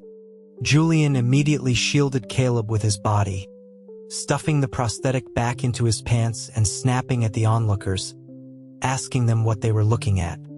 But the crowd didn't disperse. In fact, it grew larger. Someone asked if he needed help. Julian, his teeth clenched, harshly refused any offers of assistance. He knew Caleb didn't need the help of strangers right now. He pulled out his phone and called their driver, giving him their location, all while holding Caleb, pressing his face into his chest. People were taking pictures, recording videos. It took several minutes for the driver to arrive. Back in the car, Julian gripped Caleb's hand tightly. "Caleb, it's okay. I had someone stay behind. They'll make those people delete the photos and videos." Took a long time for Caleb to respond. "I'm fine," he said. His gaze seemed to rest on Julian, yet also to look right through him. "Julian, thank you for everything." An uneasy feeling crept over Julian. He quickly shook his head. "It's nothing. I didn't do anything. If I hadn't suggested we go out today, this wouldn't have happened. Caleb, if you're angry, you can yell at me. Just don't keep it inside." "I'm not angry. I'm just..." Caleb's voice trailed off for a few seconds. He lowered his eyes, a glimmer of a tear flashing on his lashes. He repeated his earlier words. "Thank you for everything, Julian." The next day, Caleb broke up with him. "We should break up," he heard Caleb say. That year, Julian was 26, and Caleb was 29. It had been 21 years since Julian had turned 26. The 47-year-old Julian could no longer remember the details of that day clearly. There had probably been arguments, tears, and angry words, but he had never imagined that it would be the last conversation he would ever have with Caleb. Just the thought of it made his heart ache with a pain so sharp that it jolted him awake. As he opened his eyes, he heard a voice. "Son, why are you sleeping on the sofa? It's your birthday. You should get dressed. There are so many people outside waiting for you. Caleb is here today, you know." Julian stared in shock at his mother, long dead, speaking to him. Not only was she speaking, but she was pulling a small child of about 3 toward him. I ran into this little boy outside. He got separated from his parents. He can't tell me their names. It's so crowded and chaotic tonight. I had to bring him with me. But I have so many things to do. Your father's friends are here, and their wives. I have to play hostess. Julian, can you watch him for me? Here, little one, this is my son. You can call him Julian. He'll help you find your parents. Julian followed his mother's gesture and looked at the child beside her. The boy looked at him with a shy expression. Julian. Honey. Julian didn't answer. He barely glanced at the child. A sharp, splitting headache made him fall back onto the sofa. His mother's voice and another man's voice, Ethan's, swirled in his ears. He heard Ethan calling him Julian. No, that's not right. He was dead. He had jumped from a building. What was happening? Julian gripped his head, trying to fight through the pain, and looked around. The room was familiar yet strange. After a moment of recognition, he suddenly grabbed his mother's arm. Mom, he cried out, a name he hadn't used in years. His mother had died of pancreatic cancer. It had been discovered in its late stages, and she was gone in less than a year. Feeling his mother's touch again, Julian couldn't help but wonder if this was a dream, a way to compensate for his real-life regrets. His mother sat down, dabbing the sweat from his forehead with a handkerchief, her face etched with worry. What's wrong? Did you have a nightmare? Are you not feeling well? If you're not feeling well, I'll call Dr.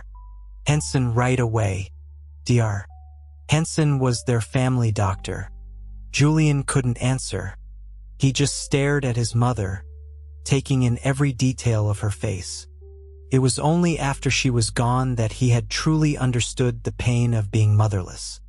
After his marriage, during his Cold Wars with Ethan, he would often dial his mother's number, only to be met with the cold, electronic voice on the other end. So many times, sitting in Ethan's family home, he had envied him. He remembered one family dinner clearly. Ethan had snapped at his mother over something trivial. She had added an herb he disliked to his soup. Later, in the garage, Julian, who had been holding it in all evening, finally said that Ethan shouldn't talk to his mother like that it was hurtful. She hadn't forgotten on purpose.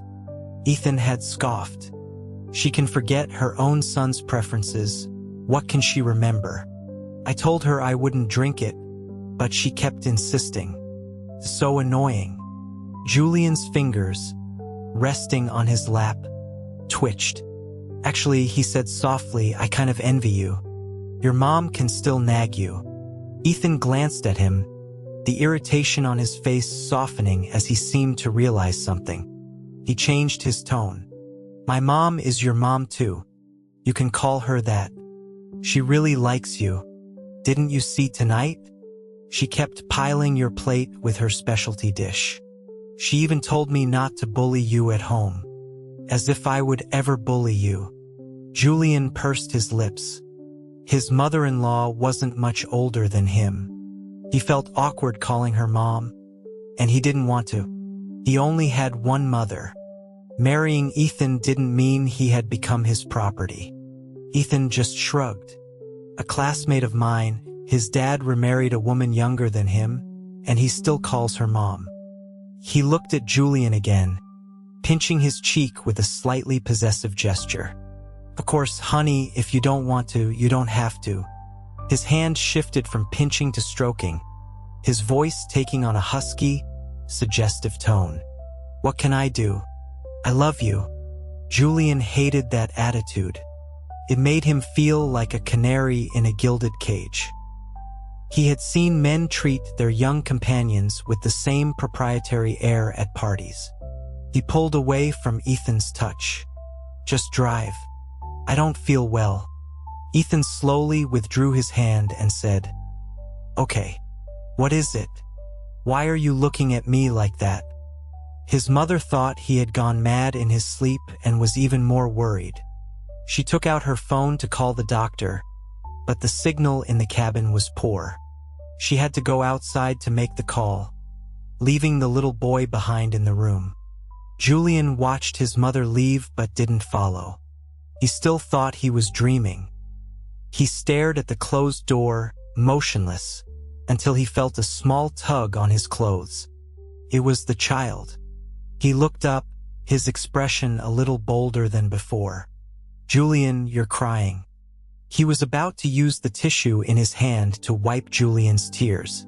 Julian, only then realizing he was crying, instinctively pulled away from the child's touch. It was a reflex. The child should not call him by his name. Ethan, he thought without thinking. After jumping off the building with Julian's ashes, he had been reborn into his 2-year-old self. He had been devastated for a long time. 2 years old, what could he do at 2? Watch his husband fall in love with his ex. He hated that he hadn't been reborn as his 19-year-old self, or at least before the divorce. But since he was reborn, he couldn't be too demanding. A 2-year-old body was incredibly inconvenient. It took him a whole year to get his short-sighted parents to establish a connection with the now powerful Hayes family and secure an invitation to Julian's 19th birthday yacht party. Once on board, he had locked onto his target, Julian's mother, Eleanor. Generally, a kind-hearted woman would help a lost child, and he knew enough about her personality to be 80% sure she would help him, which gave him an 80% chance of meeting Julian. The plan went smoothly. Ethan successfully met the 19-year-old Julian. Unlike the 47-year-old version, or even the 26-year-old one, the 19-year-old Julian still had a touch of baby fat on his face, looking fresh and youthful. Even just sitting there, silently crying, he looked like a figure in an oil painting, exuding a delicate, innocent beauty. Ethan reviewed his plan and took out a tissue to wipe Julian's tears. He had investigated. At this point, Julian wasn't with Caleb yet. He still had a chance. He just had to make Julian wait for him to grow up. 15 years was nothing. His gesture with the tissue met empty air. He heard Julian's polite but cool rejection. "Thank you, but I don't need it." A gaze that didn't match his innocent appearance fell on him, scrutinizing. "What's your name?" "Ethan." "Ethan." Julian repeated the name softly. It reminded him of Ethan Vance. He couldn't help but look more closely at the child's face. Before he could finish his thought, the child started to cry, his face scrunching up. "I want my mommy and daddy." The child sobbed, looking like he could barely breathe. Julian had little experience with children and was taken aback by the sudden tears. Normally, he would have tried to comfort him, but for some reason, he felt a strange aversion to this child. This dream was truly bizarre. He was dreaming of his deceased mother and a child who reminded him of Ethan. The dream felt so real. With that thought, Julian reached out and pinched the crying child's cheek. He didn't notice the child stiffen at his touch, only surprised by how real it felt. His fingers came away wet with tears. Julian frowned, then got up from the sofa, took a tissue from the table, and wiped his fingers clean. He had heard that before death, people relive their past. He had died in his sleep with no time for reflection. It was only as a spirit, falling from the building, that he had recalled his life. Was this dream a chance to see his loved ones one last time? If he could see his mother, could he also see a living Caleb? Julian unconsciously crumpled the tissue in his hand and then walked out of the room. He walked quickly, and though he heard someone call out Julian, the sound was like the wind, easily blown away. After leaving the room, he looked left and right, then chose a direction down the long corridor. The yacht's hallway was carpeted in thick red plush, muffling his footsteps. He didn't notice that he was only wearing a hotel bathrobe, nor that he had trapped a small child in the room when he closed the door behind him. He was looking for someone he hadn't seen in nearly 20 years. At the grand staircase, Julian glanced down at the noisy first floor. Through the gaps in the railing, he saw a glimpse of a lavish, decadent world of jewels and champagne. He looked away after a second and went straight up the stairs. This dream was very similar to his 19th birthday. He remembered a staircase just like this, leading to the bow deck. That's where he had met Caleb. But in this dream, when he reached the deck, there was no one there. Julian stood alone, the midsummer wind caressing his face. He looked out at the sea. The deep blue water under the moonlight was like a mysterious mirror. In the distance, a lonely lighthouse stood, seeming as solitary as he was. So, even in his dreams, he couldn't see Caleb. Of all the people who had left him, only Caleb had been utterly obliterated. There wasn't even dust left. His body had been liquefied, turned to nothing. There was nothing to find. He had searched desperately, his fingernails bloody and caked with dirt, but he couldn't find a single trace of Caleb. Julian covered his face, trying to control his breathing. At his age, it was unbecoming to cry, even in a dream. Julian. It seemed he was having auditory hallucinations. Did he miss Caleb that much, to be hearing his voice? A hand gently rested on Julian's shoulder from behind. I just heard from your mother that you weren't feeling well.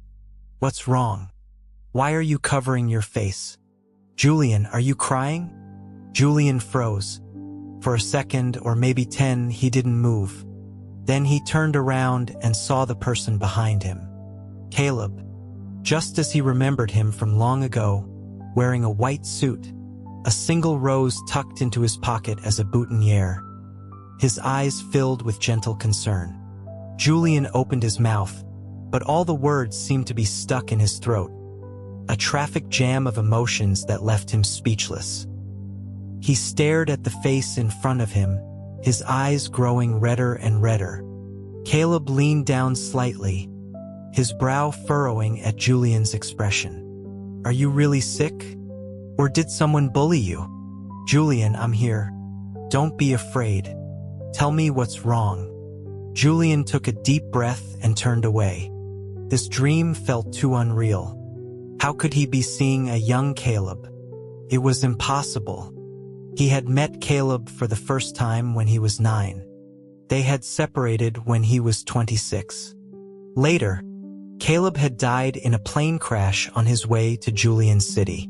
That same year, Julian had been hospitalized for 2 years. So many times Julian had thought, is this what life is? Perhaps the first cry of a baby is a testament to the fact that everyone comes into this world to suffer, to experience separation, indifferent or agonizing, from family, from lovers, from friends, until finally, they too must depart alone. The memories of his youth, running through corridors, peeking at guests through a window, felt like they had happened just yesterday. But now, Caleb had been dead for so many years, and he himself had gone from a boy to an old man who was told he smelled of age. Julian's back was hunched, his shoulders shaking. When he was pulled into that familiar, long-lost embrace, all the emotions of the past years seemed to burst forth. In those 2 years in the hospital, he had often wanted to join Caleb. He had resented Caleb, resented him for valuing his pride so much. But he also resented himself. If he hadn't called him a cripple, if he hadn't taunted him with that awful question, Caleb probably wouldn't have taken such a huge risk with the surgery. He loved Caleb, so he had to protect his dignity. He had agreed to the breakup. Caleb loved him, so he felt he had to give him the best, leaving a letter in his will telling him to forget him, to find someone who loved him and to live a good life. So he had tried. He had tried to move on from the shadow of Caleb's death, to socialize again, to live well. And then he met Ethan. He married Ethan. He hadn't planned on accepting Ethan's proposal. Ethan had pursued him relentlessly for over 6 months. He had somehow found out Julian loved traditional opera and had spent months studying it himself. But Ethan was hopelessly tone-deaf and stiff. He was terrible at it. And yet, he had invited Julian and his friends to a private performance. Julian, surrounded by his laughing friends, couldn't stand it any longer. He went on stage and dragged Ethan away. Behind the chaotic backstage area, they found a quiet alley. Julian, his anger still simmering, let go of Ethan's hand. "You idiot," he had said, "they were all laughing at you." The tall young man, his face painted for the stage, his eyes bright from the tight headdress, was smiling. "And you felt bad for me?" Julian was taken aback. He suddenly felt this wasn't a good place to talk. It was too loud and yet too quiet. Loud, because he could faintly hear his friends calling for them. Quiet, because it was just him and Ethan. Ethan seemed to sense his defensiveness and didn't try to kiss him as he had on their first date. He just gently touched his fingers. "I was actually really happy," he said. "Learning something you've learned makes me feel closer to you. Even if I'm bad at it, even if people laugh. But don't worry, I'll keep trying. If I can't learn it in a day, I'll learn it in 2. If I can't learn it in a year, I'll learn it in 2. I won't give up." Julian understood the real meaning behind his words. He instinctively stepped back, his body pressing against a flower-covered wall. The fragrance of orchids enveloped him. He looked at the young man in front of him. He had a passion that was unusual for people their age. At his age, courtship and rejection were usually subtle, tactful, and mature. Ethan reminded him, for a fleeting moment, of his younger self. Back then, he hadn't cared about anything but Caleb. He had pulled Caleb into the sculpture studio and shamelessly lifted his own dress. The image of Caleb appeared again. Julian shook his head, pushing it away. Then he reached out and touched the young man's face. Perhaps he thought it was time to try love for a second time, just as Caleb would have wanted. "Julian, what happened?" The young man's voice echoed in his ear. Hearing it, Julian found it even harder to control his emotions. To see someone from so long ago in a dream, his mind was filled with so many things, and yet it was empty. He wished this moment could last forever, that Caleb could just hold him like this, that he could sink into this dream and never wake up. "Let go of him," a sharp, childish voice cried out. Ethan saw the two of them embracing and lost all composure. The only thought in his mind was to separate them. Ethan had never met a living Caleb. In fact, photos of Caleb were rare. Despite being the head of a major corporation, he was extremely private, never giving interviews, and there were no photos of him online. The detective he had hired had only found one old picture, a photo from Julian's graduation. Julian was in his cap and gown, holding a bouquet of flowers, standing next to Caleb. In the faded photo, they were standing very close. Ethan had never seen Julian smile so brightly, and Caleb beside him, in a perfectly tailored suit, looked tall and elegant, his cane seeming more like a fashionable accessory. A faint smile played on his lips. He was the picture of refined grace. Even though Ethan didn't want to admit it, the two of them in that photo looked perfect together. Ethan had thought he could get over Julian's past. After all, when he pursued Julian, the man was already 35. It was impossible for him to have no past. But as time went on, he found himself caring more and more.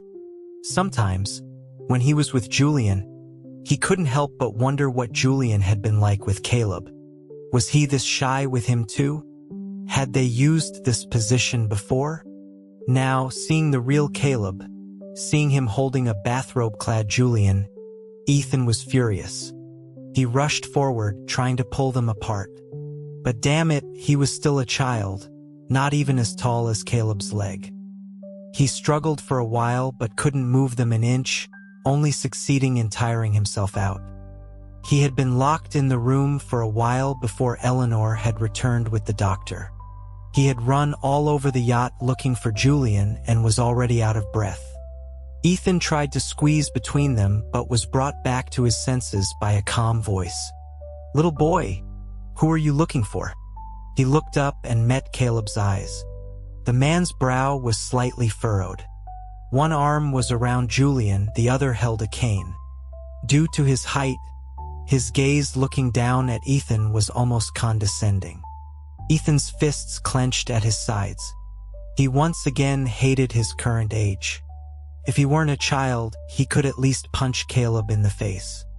Instead, all he could do was yell, "You're a bad person.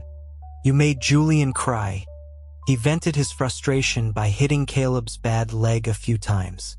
Before he could hit it again, a hand pushed him away. Julian turned his head and saw someone hitting Caleb. Even though it was a child, he couldn't tolerate it. Still, he controlled his strength. "Who are you? Whose child are you? This has nothing to do with you." Ethan was pushed back several steps, and then he heard Julian's words. His lungs were about to burst with anger. For a moment, his eyes glared at Julian with pure hatred. He hated how Julian defended Caleb. It was always like this. When it came to Caleb, Julian was different. A dead man. Just a dead man. Why couldn't he even be mentioned? He didn't know how good Caleb had been to Julian, but he hadn't been bad to him either. But in Julian's heart, he was like a dog. Julian had said so himself. Julian had given the best years of his life to Caleb, and spent the rest of his life mourning him. It was so unfair. What did he get? A Julian who grew older day by day, who always held back a part of his love. Especially when he found out that after their divorce, Julian had casually let some gold digger touch him. It all became a joke. But the flash of malice was fleeting. Ethan quickly put on a pitiful expression. "I'm sorry. I thought he was bullying you. Julian, please don't be mad at me." Julian didn't answer. He was starting to feel that something was wrong. He couldn't distinguish between dream and reality anymore. He didn't know if he was dreaming or what. In his confusion, his only instinct was to hold on tight to Caleb's arm. He was afraid Caleb would disappear, just as he had all those years ago. The person whose arm he was gripping seemed to sense his anxiety and patted his hand reassuringly, then turned to say something to the child. Julian didn't care and didn't want to care. He had no extra energy for this. He didn't know how he got back to the room. When his mind cleared a little, he was sitting next to Caleb. Caleb was holding one of his hands and talking on the phone with the other. "Aunt Eleanor, Julian is with me now. He's not in a good emotional state. It's okay, I'll handle it. When he's a bit better, I'll ask him if he still wants to attend the party. But you should probably have a backup plan and let the guests know." "Yes, okay." Caleb noticed Julian looking at him and squeezed his hand reassuringly. After hanging up, he took a prepared towel and wiped Julian's face. "I haven't seen you cry like this in a long time. Do you want to tell me what's on your mind?" His actions were gentle, his gaze equally so. Julian felt a sense of disorientation. He stared at Caleb, then reached up with both hands to touch his face. Caleb. Just saying his name made his voice hoarse. He hadn't said that name in so long. After Caleb's death, he had buried it, never saying it himself, never wanting to hear others say it. "Yes, Caleb." Julian said his name again. His eyes were red, brimming with unshed tears and decades of longing. "Yes," Caleb answered again. However many times Julian called his name, he answered patiently, tirelessly. His gaze, as he looked at Julian, was like a vast, silent, deep sea, capable of absorbing any of Julian's emotions. Julian, meeting that gaze, felt as if a lifetime had passed. He carefully traced every inch of Caleb's skin with his fingers. This Caleb was young, without the fragility and gloom that came after the amputation. "Caleb, I think I had a dream." "What kind of dream?" "A dream without you in it." Julian smiled faintly at Caleb. "And then I had another dream. I dreamed that you appeared in front of me. Are you here to take me away?" Caleb's brow twitched. His voice was lower, more serious than before. "Julian, did you have a nightmare earlier?" "We're not in a dream right now." Julian nodded. "It was a nightmare. A very scary nightmare. I'm so tired now, I want to sleep." "Caleb, will you stay with me?" He pulled Caleb to sit on the bed. Because he was wearing a bathrobe, it was easy to get under the covers. But Caleb was in a suit. He watched Caleb take off his jacket and suddenly smiled. It was a strange feeling, to dream of your young ex-lover when you're old, to watch your young ex-lover undress in front of you. Caleb lifted his eyes, his gaze lingering on Julian's face for a second before looking away. He took off his jacket and went to the bathroom to change. Julian didn't snuggle into Caleb's arms as he would have when he was younger.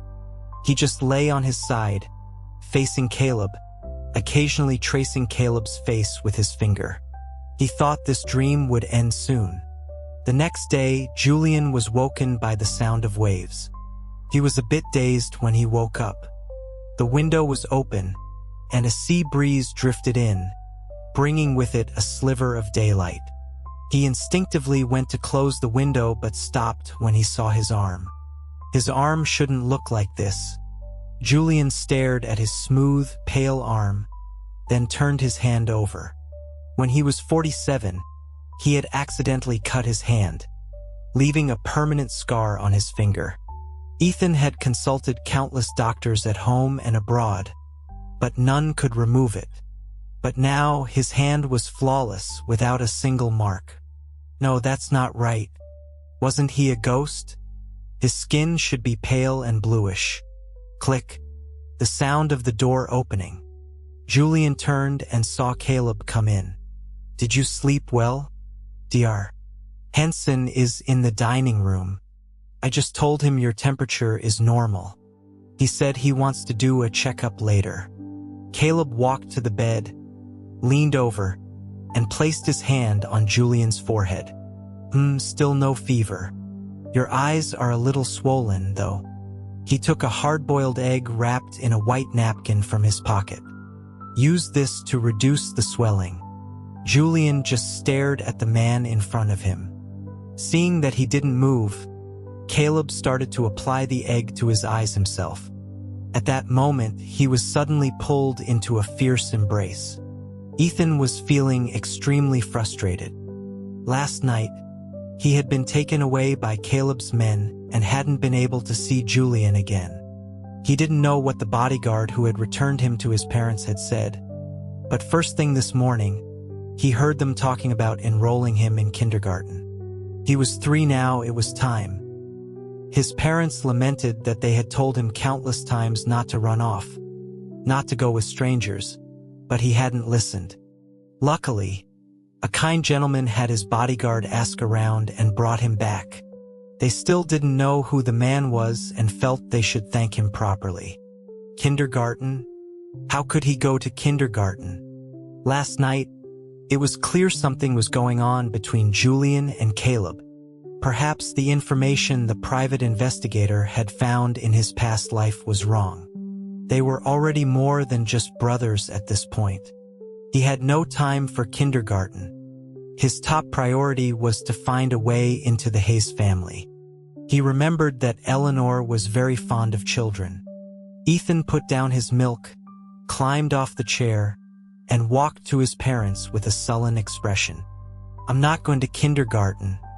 His parents looked at him and said in unison, "You have to." Julian pressed his face tightly against Caleb's abdomen. So last night wasn't a dream. He hadn't dreamt of his mother and Caleb. He had really seen them. He had returned to his youth. It was like struggling through a nightmare, crying until he was exhausted, and then suddenly waking up to find it was all just a dream, followed by the overwhelming relief of survival. But it wasn't just survival. He hadn't just had a bad dream that he would easily forget. He had truly lived through those years. The man he was holding now was someone he hadn't held in 20 years. Julian's hands slowly slid down to his sides. The next moment, his chin was gently lifted. He met Caleb's eyes. At such a close distance, he could feel Caleb's warm breath on his face. "From last night until now, you haven't been yourself. What's going on?" The long fingers holding his face gently brushed away a tear from his cheek. Caleb was still holding the egg in his other hand. He briefly pressed it against Julian's slightly red eyelid, then let go. Julian didn't speak. He didn't know what to say. He just stared at Caleb, unwilling to look away, at this living, breathing face he hadn't seen in over 20 years. For a moment, he wanted to ask, "Did it hurt? Did your leg hurt after the amputation? Did the plane crash hurt?" But he couldn't. This Caleb in front of him hadn't experienced the amputation, the plane crash, and hadn't heard the words Julian regretted most. Knock, knock. A knock on the door. "Caleb, Julian, are you in there?" It was Dr. Henson's voice. Caleb couldn't wait for Julian's answer any longer. He told the doctor to wait a moment, quickly washed Julian's face with a towel, and took a set of clothes from the closet. This was Caleb's room on the yacht, and the closet only contained his clothes. Caleb was 3 years older than Julian and taller. Julian was still growing then. He was still a bit dazed as his face was wiped. When he realized Caleb was about to dress him, he felt an awkward discomfort. In his past life, at this age, even if Caleb didn't help him, he would sometimes pretend to be helpless just to be coddled. But now, "I can do it myself." Julian dodged his hands. He didn't dare to look Caleb in the face. He took the clothes and went into the bathroom. Inside, he didn't rush out. He took off his clothes and looked at himself in the mirror. This body was completely different from his 47-year-old one. Even under the harshest light, his skin was fresh and tender, without a single wrinkle or scar. From his toes to his fingertips, there were no blemishes. Julian lifted his arm to his nose, lowered his head slightly, and his eyes turned red again. "Why do you always bring up the past? What were you like then, and what are you like now? Don't you know you're starting to have that old person smell? We're both adults, but I'm so much younger than you, Mr. Hayes. You don't really think." Julian stood in front of the mirror, crying and laughing at the same time. He didn't even know why anymore. The decadent life had been followed by abandonment. And now he was young again. After the news of the crash, he had been hospitalized. A Bible was always by his bedside. Sometimes he would go to church and sit for a while. The cathedral had a ceiling like a green jewel and stained glass windows. Julian would often stare at the windows, watching the sunlight stream in like a holy light, illuminating the image of Jesus with his arms outstretched to the world. He had prayed with the priest in the small confessional. He had asked the priest if he had done something so wrong that God was punishing him like this. He couldn't remember the priest's exact words, but it was something about forgiving himself. But Julian couldn't forgive himself. He believed he had killed Caleb, the person he loved most in his life. He knew Caleb was proud, yet he had said those terrible things, leaving a thorn in his heart. That was why Caleb had risked the surgery and ended up having to have an amputation. If he hadn't had the amputation, they wouldn't have broken up. Caleb wouldn't have gone from being his lover to his guardian, secretly watching over him from afar, watching him drift through lavish parties, only to die on a plane headed to his city. In the many sleepless nights in the hospital, Julian would wake up with a start. The first half of his dream would be him, laughing with friends, counting down the last 10 seconds of the new year, a champagne flute in his hand. The second half would be a loud explosion. Boom! Every time he woke up, he would bite his little finger until it bled. When he ran out of places to bite on his finger, he would bite his wrist. Eventually, the nurses found out and started monitoring him 24/7 to prevent him from self-harming. Julian finished changing. Caleb's clothes were too big for him.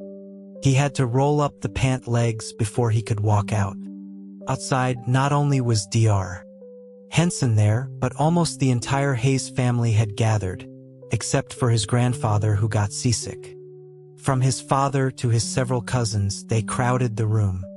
They had heard he wasn't well and had dropped everything to come. Julian, lie down and let Dr. Henson take a look at you. His mother was the first to speak, her voice filled with anxiety. She took his hand and asked his eldest cousin if the yacht had docked yet, saying she thought he needed to go to the hospital. His cousin assured her that he had already spoken to the captain and they would dock before noon. His second cousin added that he had already called their family hospital and a car was waiting at the pier. His third cousin asked if he was hungry, saying he had brought breakfast. Julian's sad mood hadn't completely dissipated, and he was dizzily pushed onto the bed, surrounded by the concerned faces of his family. He saw Caleb standing in the back. Caleb. He suddenly called his name. His father turned and looked. Caleb, come here and stay with Julian. This kid, as old as he is still afraid of Dr. Henson. Caleb came over and took one of Julian's hands. With his other hand, Julian held onto his mother. The doctor was used to the scene, to the families doting on their youngest son. After the examination, he looked at the expectant faces and cleared his throat. It's nothing serious, he said. He's a little dehydrated at most. Make him drink more water. If you're still worried, you can take him for a full checkup at the hospital after we dock. But his annual checkup was just last month, right? The results were fine, very healthy. His blood sugar was a tiny bit high. You should feed him less sweets and fresh squeezed juice. His father went to see the doctor out. His cousins were shooed away by his mother. Caleb, seeing that the mother and son wanted to talk, also found an excuse to leave. When they were alone in the room, his mother gently stroked his forehead. Honey, she said, using a nickname from his childhood, what's really going on? You're making your father and me so worried. Your brothers are worried too. Did something bad happen? Julian nodded, then shook his head. His eyes were red. Mom, I missed you so much. His mother smiled. That makes me so happy. Last year, you were telling me you were an adult and didn't need your mother anymore. Her words made the tears fall. He cried his heart out, just as he had at her grave. When you're young, you always want to run to the ends of the earth. Even when your parents call and ask when you're coming home, you might go back, but you won't stay for long. Even at home, you have countless invitations and rarely have time to just sit with your parents, talk, and watch boring TV shows. Their time is running out day by day. You don't understand it then. It's only when they're gone that you realize what you've lost. You no longer have parents.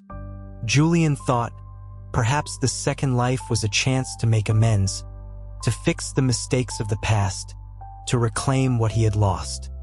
He lifted his tear-streaked face and smiled. I'm hungry, Mom. But his new life soon ran into a problem. Julian found he couldn't stand his old clothes. At 19, influenced by the artistic atmosphere of his university, he had liked strange clothes. like a black long-sleeved shirt with a giant skull on the front that was big enough to be a dress, and baggy, low-crotch pants. It was a testament to his good looks that he could pull them off. Julian held up a piece of clothing, turning it over and over, then asked his mother if his father had any new clothes on the yacht. This strange idea was immediately shot down by his mother. "Why on earth are you asking about your father's clothes? Don't tell me you want to wear them." She laughed, looking at the clothes in Julian's hands. "I never liked these clothes of yours. They're so bizarre. But your father's clothes won't suit you either. They're too old-fashioned." She then looked at the outfit Julian was wearing. "This is Caleb's, isn't it?" Julian looked down at himself, ran a finger over the fabric, and nodded. "It looks good on you, just a little big." His mother's expression softened. That Caleb, yesterday was the first time he appeared at an event like this without his wheelchair. "I was hoping you would take care of him, but instead, he took care of you all night." Julian already knew that he had been reborn on the night of his 19th birthday. In his past life, it was on this night that Caleb had confessed to him. But at the time, he had only seen Caleb as a brother and had stammered a rejection before running away. Thinking of this, he suddenly asked his mother if Caleb had given him a gift last night, and where it was. "All your gifts from last night are in the largest room on the first floor." Before she could finish, Julian was already gone. He remembered something. In his past life, after the confession, he had been a coward and avoided Caleb for a long time. He had forgotten all about Caleb's gift that year. He received so many gifts every birthday that some were never even opened. The unopened gifts were usually donated to charity by his mother. Julian walked into the room his mother had mentioned and started looking for Caleb's gift. The presents were piled high. He sat down on the floor and started unwrapping them, one by one. In his past life, after he turned 40, he had suddenly lost his taste for birthday celebrations. He found that the friends he invited had changed. They talked about things they had never been interested in before: international politics, business, stocks, funds. Business cards floated from hand to hand.